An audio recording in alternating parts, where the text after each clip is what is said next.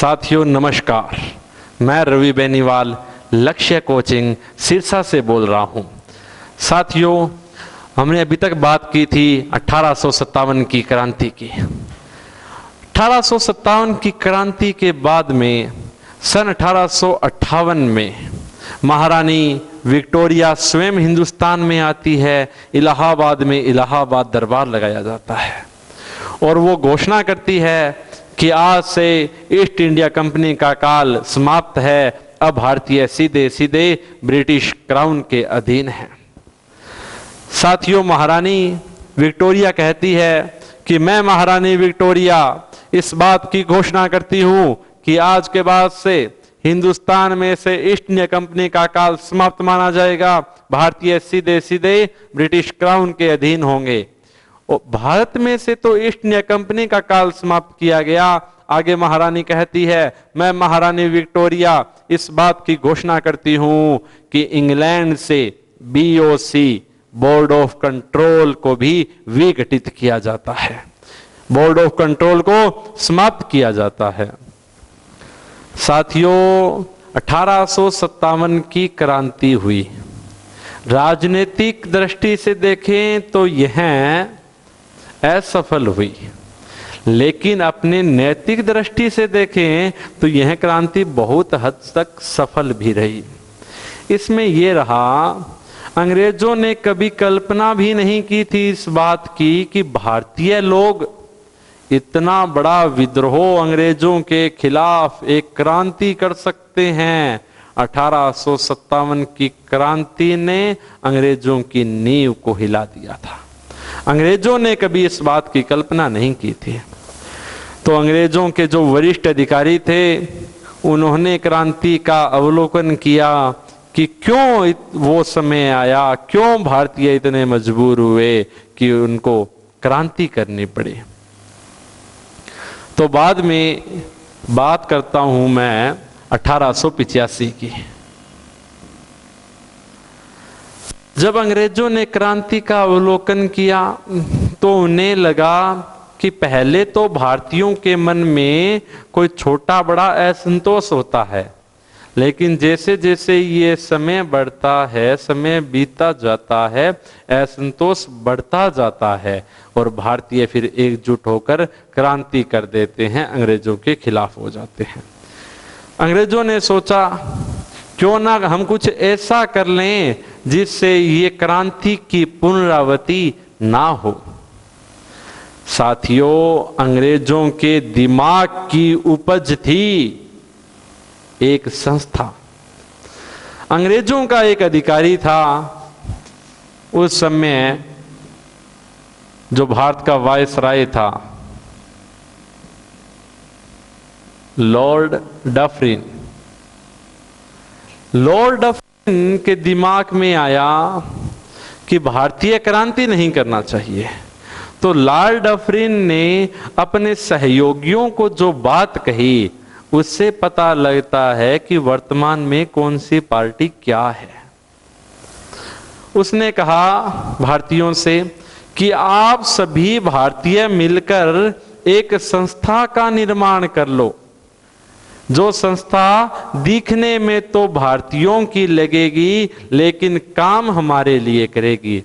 उस संस्था में हिंदुस्तान के कोने कोने से लोग आने चाहिए और वो लोग वहां के स्थानीय जनप्रतिनिधि होने चाहिए। अंग्रेजों के प्रति भारतीयों के मन में यदि कोई छोटा सा भी असंतोष पनप रहा है तो उसकी जानकारी हमें दे दी जाए, ताकि हम समय रहते विद्रोह का दमन कर सकें। इसीलिए एक पार्टी बनाई गई जिसे वर्तमान में कहा जाता है कांग्रेस पार्टी। साथियों, कांग्रेस पार्टी इसलिए बनाई गई थी, लॉर्ड डफरिन के दिमाग की उपज थी कांग्रेस। लॉर्ड डफरिन के दिमाग की उपज थी कांग्रेस और यह कहने वाला व्यक्ति था लाला लाजपत राय। लाला लाजपत राय।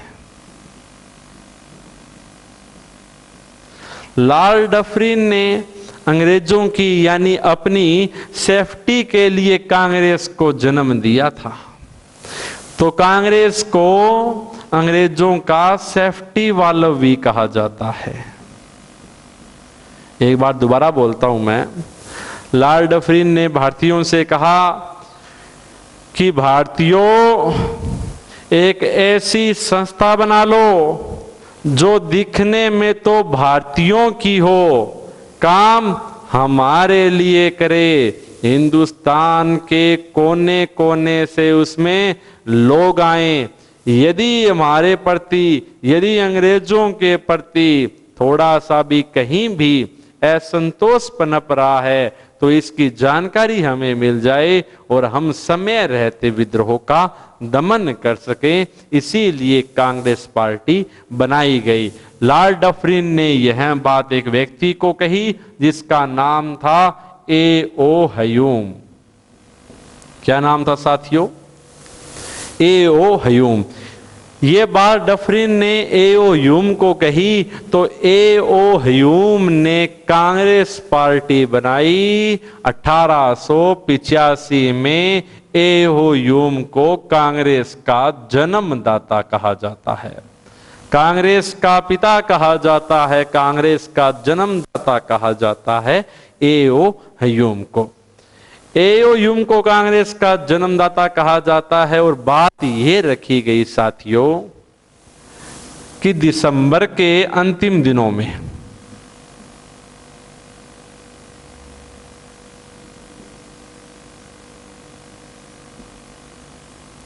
28 दिसंबर 1885 इस दिन पुणे में एक मीटिंग बुलाई जाएगी और मीटिंग में कांग्रेस पार्टी की स्थापना होगी। ये बात A.O. ह्यूम कहता है। लेकिन दुर्भाग्य रहा, पुणे में उस समय प्लेग फैल गया, हैजा, प्लेग की बीमारी फैल गई और कारणवश ये पुणे की जगह को बदल दिया गया और कांग्रेस का जो पहला सम्मेलन होता है वो सम्मेलन किया गया बॉम्बे में गोकुल दास तेजपाल के संस्कृत महाविद्यालय में। देखो साथियों, सम्मेलन होना था 28 दिसंबर 1885 को पुणे में, लेकिन पुणे में क्या फैल गया? प्लेग। तो सम्मेलन कहाँ हुआ? बॉम्बे में। कहाँ पर बॉम्बे में? गोकुल दास तेजपाल के संस्कृत महाविद्यालय में ये सम्मेलन किया गया। तो कांग्रेस आज भी कह रही है और कांग्रेस पहले भी कहती थी कि आप हमारा साथ दो, साथ दो, साथ दो, साथ दो। यानी जब ये कांग्रेस का पहला सम्मेलन होता है तो इसमें कितने लोगों ने कांग्रेस की सदस्यता को ग्रहण किया? 72 लोगों ने कांग्रेस की सदस्यता को ग्रहण किया था। सम्मेलन में बात कही गई कि सम्मेलन हर साल होगा, वार्षिक होगा, दिसंबर के महीने में होगा, दिसंबर के महीने के अंतिम 3-4 दिन ये सम्मेलन चलेगा। इस बात को नियत किया गया। तो कांग्रेस का जन्मदाता कौन है? A.O. ह्यूम। कांग्रेस किसके दिमाग की ऊपर है? Lord Dufferin. किसने कहा? तो लाला लाजपत राय। कांग्रेस को कहा जाता है अंग्रेजों का सेफ्टी वाला। कांग्रेस का जन्मदाता है A.O. ह्यूम। कांग्रेस की स्थापना कब हुई? 28 दिसंबर 1885 में। कहां पर हुई? तो बॉम्बे में। सम्मेलन कहां होना था? पुणे में। लेकिन नहीं हुआ, क्यों? क्योंकि रोग फैल गया था। कौन सा? प्लेग। बॉम्बे में कहां पर? तो गोकुल दास तेजपाल के संस्कृत महाविद्यालय में। और पहले सम्मेलन में बेहतर लोगों ने कांग्रेस की सदस्यता को ग्रहण किया था और ये बात कही गई कि हर साल सम्मेलन होगा, सम्मेलन वार्षिक होगा। साथियों, कांग्रेस का मतलब होता है, कांग्रेस का मतलब होता है बुद्धिमान लोगों का समूह है। वर्तमान में स्थिति विपरीत है। कांग्रेस का मतलब होता है बुद्धिमान लोगों का समूह और वर्तमान में स्थिति विपरीत है। ऐसी मशीन लाऊंगा, यहां से आलू डालेंगे और यहां से सोना आएगा। बुद्धिमान। कांग्रेस में जब 72 लोग इससे जुड़े तो वो अधिकतर लोग वकील थे, तो कांग्रेस को वकीलों का समूह है भी कहा जाता है। ये बात समझ में आई। कांग्रेस की स्थापना हो गई है पहली बार द हिंदू अखबार में मद्रास में ये लिखा गया कि कांग्रेस पार्टी की स्थापना हुई है। साथियों, कहा था कि हर साल सम्मेलन करेंगे, सम्मेलन किया। 1886 में दिसंबर के महीने में कांग्रेस का सालाना अधिवेशन कलकत्ता में होता है। कांग्रेस का सालाना अधिवेशन कलकत्ता में होता है और इस सम्मेलन में, कांग्रेस के कलकत्ता सम्मेलन में अध्यक्ष बनाया गया था दादा भाई नारोजी को।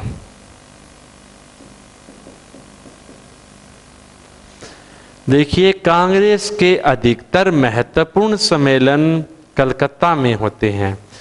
साथियों, अगर आपके याद ना रहे कि कौन सा सम्मेलन कहाँ हुआ, तो आप लगभग तुक्का मार दीजिए कलकत्ता, क्योंकि कांग्रेस के अधिकतर महत्वपूर्ण सम्मेलन कलकत्ता में ही हुए थे। देखिए, अच्छे अच्छे सम्मेलन कलकत्ता में होते हैं। अच्छे अच्छे जो एक्ट आते हैं वो मार्च के महीने में आते हैं। अच्छे अच्छे लोक देवता भादवे के महीने में आते हैं। अच्छे अच्छे जो संत होते हैं वो बैसाख के महीने में आते हैं। तो 1886 में कांग्रेस का दूसरा सम्मेलन किया गया। दूसरा सम्मेलन कलकत्ता में होता है और इसमें अध्यक्ष बनाया गया दादा भाई नारोजी को। और दादा भाई नारोजी पारसी धर्म के थे। किस धर्म के थे? पारसी धर्म के थे।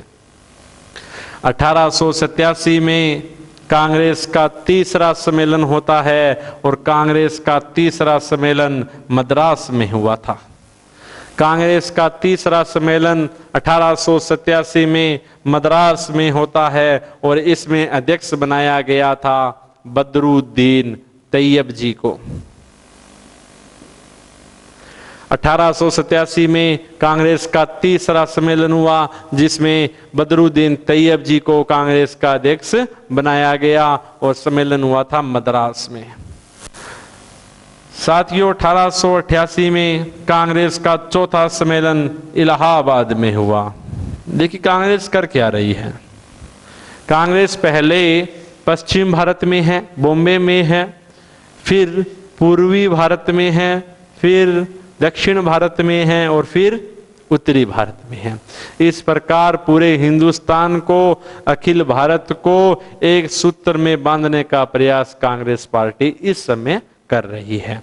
1888 में इलाहाबाद में सम्मेलन होता है। देखिए, हिंदू अध्यक्ष बन गया था, कभी बनर्जी बने थे, उसके बाद दादा भाई नारोजी बन गए थे, बदरुद्दीन तैयब जी बन गए थे। तो अंग्रेजों ने कहा हमें भी कुछ बनाओ, तो भारतीयों ने कहा तू तो यू ले, तू तो यू ले। तो 1888 में जॉर्ज यूले यानी प्रथम अंग्रेज कांग्रेस का अध्यक्ष बनता है। कब बनता है? 1888 में। देखिए साथियों, इसके पहले 4 सम्मेलन बहुत महत्वपूर्ण हैं। 1885 का सम्मेलन कहाँ होता है? तो बॉम्बे में। दूसरा सम्मेलन 1886 में कलकत्ता में होता है। दूसरे में दादा भाई नारोजी थे, दूसरे में दादा भाई थे, दूसरे में दादा भाई नारोजी थे। तीसरा सम्मेलन 1887 में मद्रास में होता है। तीसरे में तैयब जी थे, तीसरे में तैयब जी थे, तीसरे में तैयब जी थे। 1888 में कांग्रेस का चौथा सम्मेलन इलाहाबाद में हुआ साथियों, और अब की बार भारतीयों ने अंग्रेजों को कहा यू ले, तुम तो यू ले, तो जॉर्ज यूले बना था। एक बार फिर दोबारा सुनिए। कांग्रेस स्थापना होती है 1885। किसके दिमाग की उपज? डफरिन। किसने कहा? लाला जी ने। क्या कहा? सेफ्टी वालों। कांग्रेस का जन्मदाता एओ ह्यूम। स्थापना होती है 28 दिसंबर 1885 को। कहा था सम्मेलन होगा कहां पर? पुणे में, लेकिन फैल गया वहां पे प्लेग, इसलिए हुआ था बॉम्बे में। और बॉम्बे में कहां पर? गोकुलदास तेजपाल के संस्कृत महाविद्यालय में। कांग्रेस का मतलब होता है बुद्धिमान लोगों का समूह है। और कांग्रेस पार्टी किस सदस्यता ग्रहण की थी पहले सम्मेलन में? 72 लोगों ने। और इस बात को निर्धारित किया कि सम्मेलन हर साल होगा। 1886 में दूसरा सम्मेलन होता है। पहले सम्मेलन में जो उसने भाग लिया था वो अधिकतर लोग वकील थे, इसीलिए इसे कहा गया है वकीलों का समूह है। 1886 में कलकत्ता में हुआ। दादा भाई नारोजी जो किस धर्म के थे? पारसी। 1887 में मद्रास में हुआ। अध्यक्ष कौन थे? बदरुद्दीन तैयब जी। और ये थे पहले यानी प्रथम मुस्लिम अध्यक्ष। कांग्रेस के प्रथम मुस्लिम अध्यक्ष कौन थे? बदरुद्दीन तैयब जी थे। 1888 में इलाहाबाद में चौथा सम्मेलन हुआ और प्रथम अंग्रेज इसमें अध्यक्ष बनता है। साथियों आगे की बात करते हैं।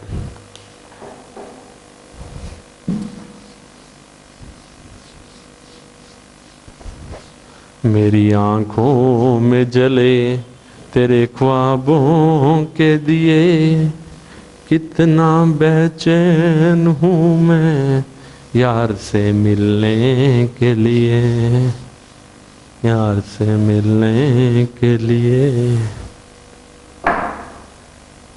साथियों बात है 1893 की।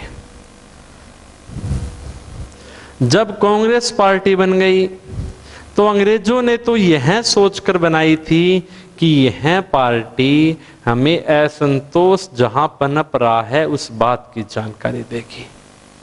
लेकिन इसके विपरीत जो कई भारतीय लोग थे जो उग्र स्वभाव के थे वो ये कहते थे तो यह तो कांग्रेस अंग्रेजों के पक्ष में बनाई गई है, इसका हमारी आजादी से कोई लेना देना नहीं है। तो लोगों में इस कांग्रेस को लेकर धीरे धीरे मनमुटाव बढ़ने लगा। जो शुरुआत के 20 साल थे कांग्रेस के 1885 से लेके 1905 का जो समय था, इन 20 सालों में कांग्रेस ने कोई भी उग्र काम नहीं किया, केवल वो लीगल प्रोसेस को अपनाते थे, शांतिपूर्वक ज्ञापन देते थे। इसीलिए इस समय को कहा गया है उदारवादी युग, क्योंकि कांग्रेस में इस समय वही नेता छाए हुए हैं जो अंग्रेजों के परम भगत हैं, जो उदार प्रवृत्ति के हैं। तो इसको लेकर भिन्न भिन्न लोगों के भिन्न भिन्न कमेंट आना स्वाभाविक थे। और तभी एक दिन एक सभा में लोकमान्य बाल गंगाधर तिलक जी ने कुछ कह दिया। लोकमान्य बाल गंगाधर तिलक ने कहा कि ये कांग्रेस मेंढकों की तरह है और साल में से एक बार मेंढकों की तरह टरटराने से आजादी नहीं मिलेगी, क्योंकि कांग्रेस का सम्मेलन साल में केवल 3 दिन, वो भी एक ही बार होता था, दिसंबर के महीने में होता था, अंतिम 3-4 दिनों तक चलता था। तब तिलक जी ने कहा कि साल में से एक बार मेंढकों की तरह टरटराने से आजादी नहीं मिलेगी। तभी लाला लाजपत राय जी एक सभा कर रहे थे और लाला जी ने भी बहती गंगा में हाथ धो लिए। लाला जी ने कहा ये कांग्रेस कुछ भी नहीं है, कांग्रेस कुछ भी नहीं है, यह तो शिक्षित भारतीयों का समूह है, यह तो शिक्षित भारतीयों का समूह है। जो लोग ये सोचते हैं कि हम कुछ नहीं कर सकते, वो लोग इकट्ठे होकर इस बात को नियति कर लेते हैं कि हम कुछ नहीं कर सकते। देखिए कमाल की बात कही है लाला जी ने। उन्होंने कहा कि कांग्रेस कुछ भी नहीं है, शिक्षित भारतीयों का समूह है, वो भी ऐसे शिक्षित भारतीय है जो ये सोचते हैं कि हम कुछ नहीं कर सकते और मिलकर इस बात को नियति कर लेते हैं कि हम वास्तव में भी कुछ नहीं कर सकते। कौन कहता है? लाला जी। एक थे अरविंद घोष। अरविंद घोष ने कहा 3 दिनों का तमाशा, 3 दिनों का तमाशा कहा गया। एक थे बंकिम चंद्र चटर्जी। बंकिम चंद्र जी ने कहा कांग्रेस के लोग पदों के भूखे हैं, कांग्रेस के लोग पदों के भूखे हैं। लेकिन इसके विपरीत कुछ ऐसे लोग थे जिनकी अंग्रेजों में पूरी सहानुभूति थी, जैसे गोपाल कृष्ण गोखले। गोपाल कृष्ण गोखले ने कहा अंग्रेजी शासन चाहे कितना भी बुरा हो, भारतीयों के लिए वरदान है।